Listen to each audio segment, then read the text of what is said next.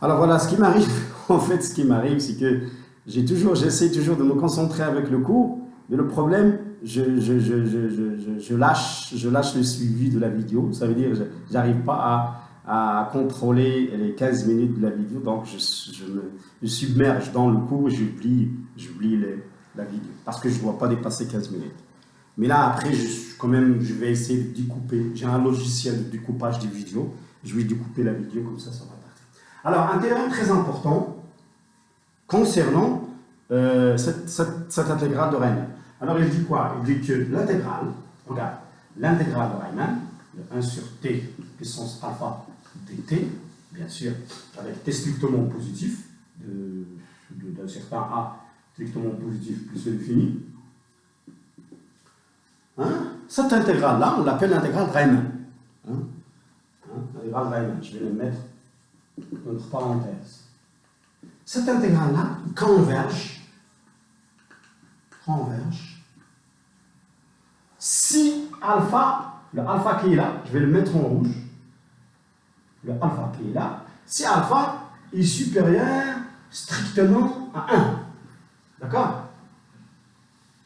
Est supérieur strictement à 1. Voilà. Si alpha est supérieur strictement à 1. Diverge, si, bien sûr, alpha est inférieur ou égal à 1.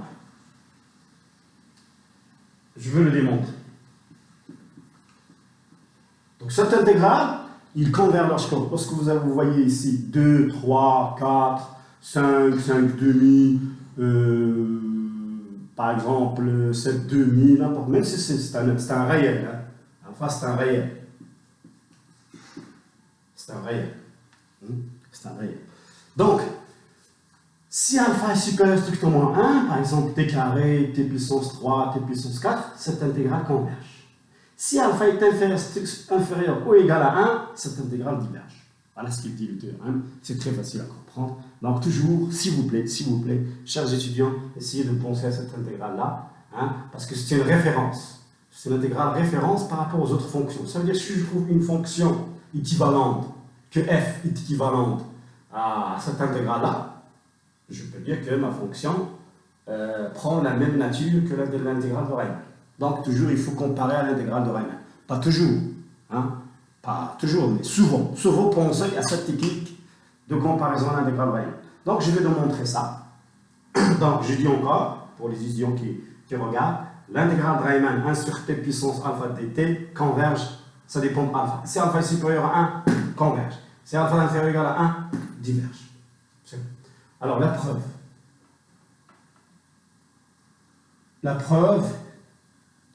normalement je dois mettre un chrono à côté de moi qui va alarmer à chaque fois.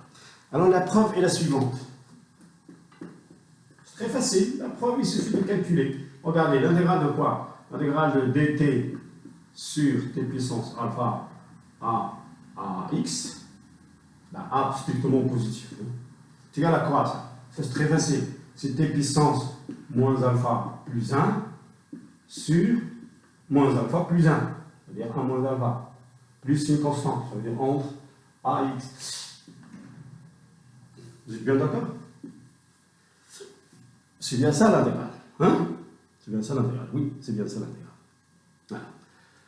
Qui est égal, quoi? Je remplace. Ça va donner t à la puissance moins plutôt x à la puissance moins alpha plus 1 sur, je vais mettre 1 sur 1 moins alpha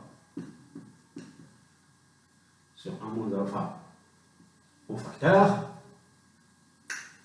moins a à la puissance moins alpha plus 1. C'est bien ça? Voilà. Alors regardez, ça je peux le faire. Quand est-ce que je peux le faire? C'est alpha est différent de 1.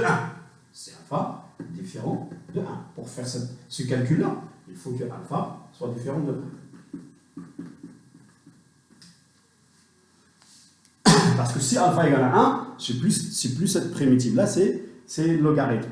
Donc regardez, alors maintenant, si alpha, notre alpha est supérieur strictement à 1, qu'est-ce qui va se passer? Si alpha est supérieur strictement à 1, lorsque x tend vers plus l'infini, si je fais tendre x vers plus l'infini, qu'est-ce qui va se passer? Alpha supérieur strictement à 1, x tend vers plus l'infini, ça va tendre vers 0. Ça va tendre vers 0. Alors ça va être égal à quoi? Ça va rester à quoi? Donc ça va donner cette intégrale-là. 1 sur 1 moins alpha, parce que ça va tendre vers 0, avec le moins, donc 1 sur alpha moins 1, a à la puissance moins alpha plus 1, qui est fini. C'est une valeur finie qui appartient à R. Donc j'ai trouvé que si alpha supérieur strictement à 1, je trouve que l'intégrale généralisée, l'intégrale de a plus l'infini, je fais tendre x vers plus l'infini, voilà, ici, je trouve qu'elle est finie, donc elle est intégrale. Ça veut dire qu'elle est l'intégrale généralisée, il converge. Ça veut dire qu'il converge. Mais si alpha, alors maintenant je vais effacer, si alpha est supérieur ou égal à 1, qu'est-ce qui va se passer? Alors j'efface celle-là. Mais si alpha est supérieur ou égal à 1, si alpha est supérieur ou égal à 1, supérieur strictement à 1, supérieur strictement à 1, regarde, je vais laisser le alpha égal à 1 tout seul. Le cas d'alpha égal à 1, c'est le logarithme. Si alpha est supérieur strictement à 1, qu'est-ce qui va se passer? X va tendre vers plus l'infini. Ça va tendre vers plus l'infini. C'est alpha. X, lorsqu'X tend vers plus l'infini. Tout ça va tendre vers plus l'infini. Donc, ils divergent. Donc, on a démontré, on n'a pas encore démontré, il faut étudier le cas alpha égal à 1. Donc, pour alpha supérieur strictement à 1, ça converge. Pour alpha inférieur strictement à 1, ils divergent. Alors, pour alpha égal à 1, c'est facile. Je vais laisser le cas alpha égal à 1 tout seul. Alpha égal à 1, c'est très facile. Alpha égal à 1. À quoi c'est égal cette logarithme? Cette intégrale, c'est ln de t. C'est ln de t. C'est alpha égal à 1, c'est ln de t. Donc, je vais voir ici. ln de t, ln de x.